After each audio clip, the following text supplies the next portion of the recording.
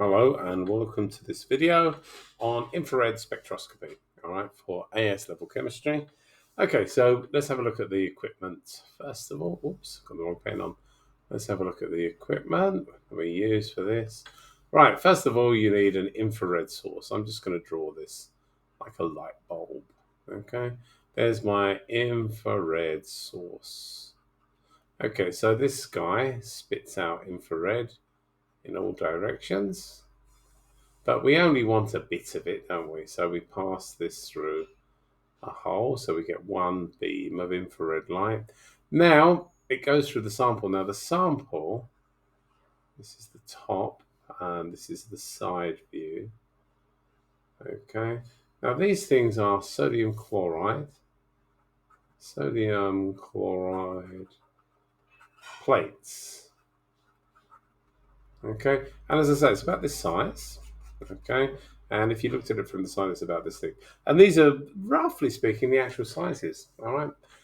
We use sodium chloride because sodium chloride is invisible to infrared. Okay, so even the sodium chloride plates are just to hold the sample. Okay, so we use these, and this is about this is about the size of these guys, and this is roughly the thickness of them. They're quite thick. All right, but you need two.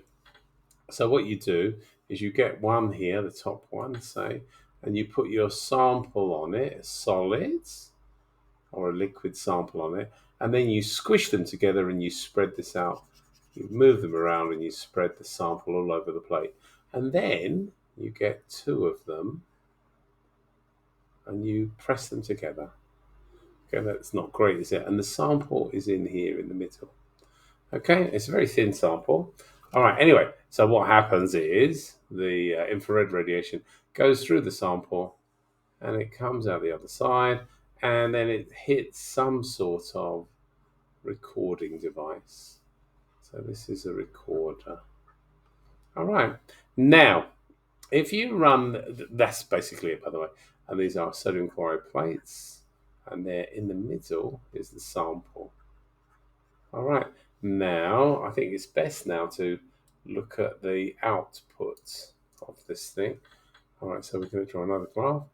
Now this is the output. It's drawn as a graph. And on the right, it's transmittance. And on the bottom here, it's going to be wave number. Okay, now wave number is in centimeters per second, and it's literally equal to 1 over the wavelength. You don't really have to know what the wave number means, but that's what it means. So if there's nothing here, everything goes through to the recorder. So in other words, if there was nothing there, we'd get a line up here. Okay, and what comes through is 100%. Okay, in other words, there's nothing there. Nothing is absorbed. Nothing absorbs the infrared radiation. But if there is a sample there, the sample might absorb some of the radiation. Okay, and now let's have a look. Now this is a typical one. Let's go along here, and it will absorb a bit there. It might absorb there, and it might absorb there. Let's have a look at that. Very simple infrared spectrum. Okay, and it's absorbed 3 places. Now, this big one here, this way, is known as broad. So this is a broad absorption. These are narrow, aren't they? Okay, so these are both narrow absorptions.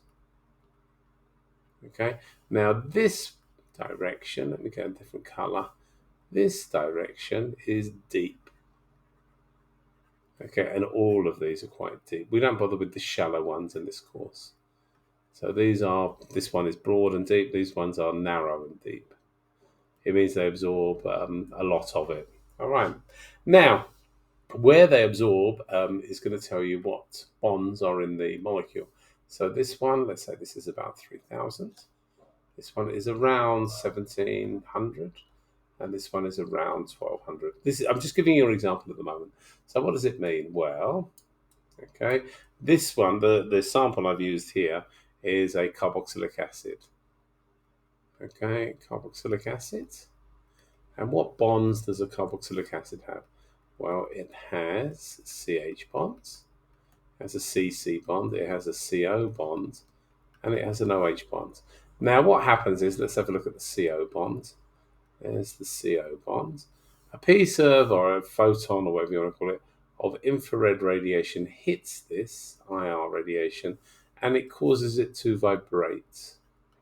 Okay, and that's what infrared does. It causes these bonds to vibrate. So it absorbs some radiation and the bond vibrates. Okay, now what type of infrared radiation will be absorbed by this carbonyl group? This is carbonyl. Okay, what type? What wave number? This will be around 1700 per centimeter. So this peak here is because of a carbonyl. All right, now what other bonds have we got? Well, we've also got a CO, as you can see.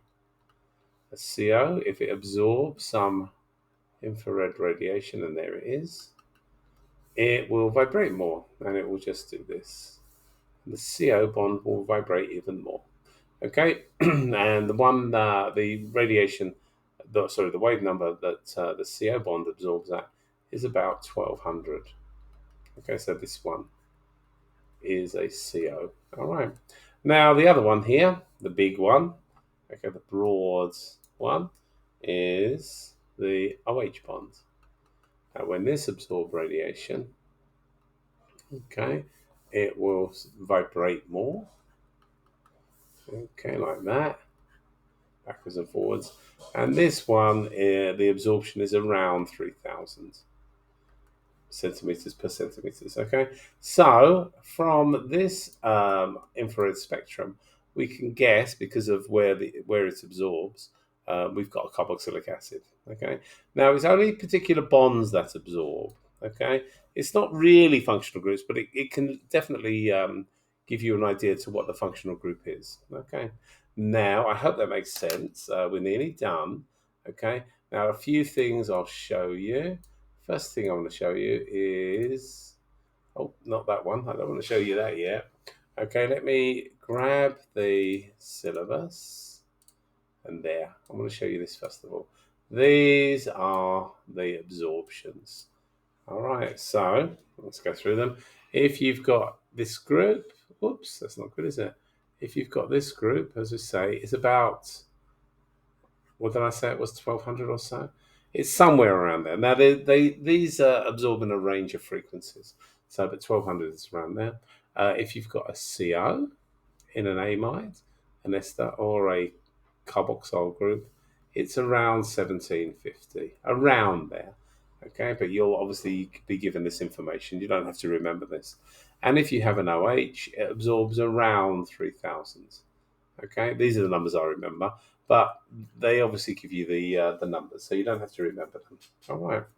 Now I've left out the other ones because I'm going to show you some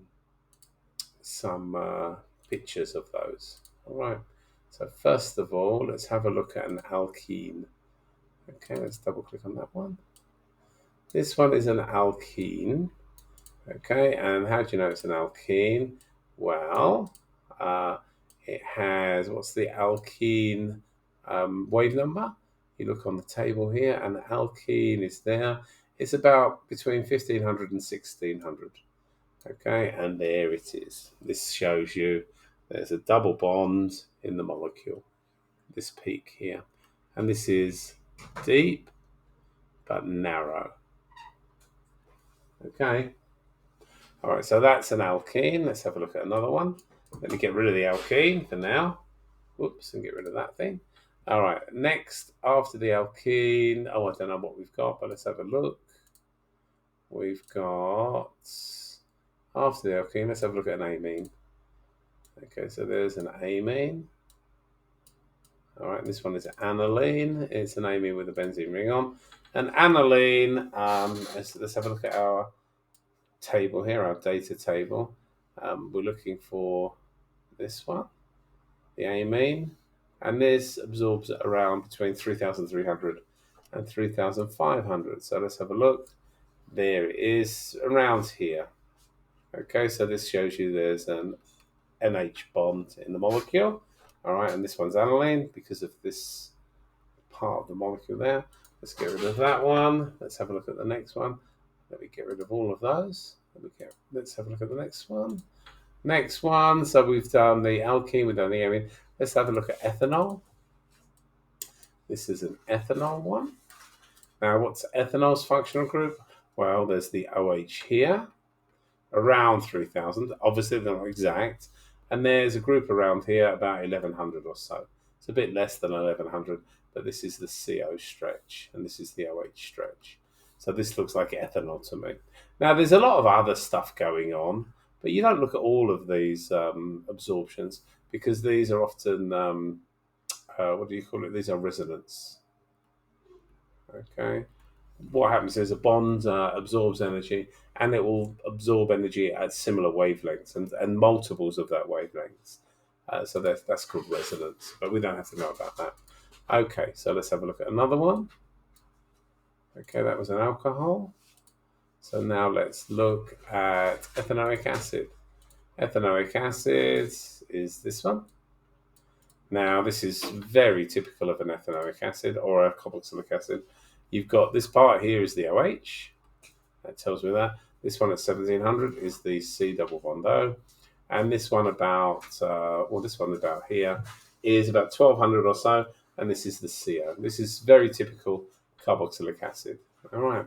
And again, you just match it up with the data you're given. All right. So that's a carboxylic acid. Let's get rid of that one and that. And let's have a look. What else have we got after carboxylic acid? Now we've got a nitrile. And this one is a nitrile. Okay. Now the nitrile, okay, let's go down. Nitriles absorb at about 2,200. Okay, so this is the nitrile part. Okay, so there's not a lot more to talk about really. It just shows you the bonds in the molecule. All right. So for example, if you have a carboxylic acid like this, there's no one absorption for this. There's an absorption for this bond, the C double bond O, which is about 1700 or so. There's a one for the CO bond. That's about 1200 or so. And there's one for the OH bond, and it's about 3,000 or so. All right. Now, you won't get a lot out of this until you start looking at questions involving these. So I'm going to stop it there and post this video.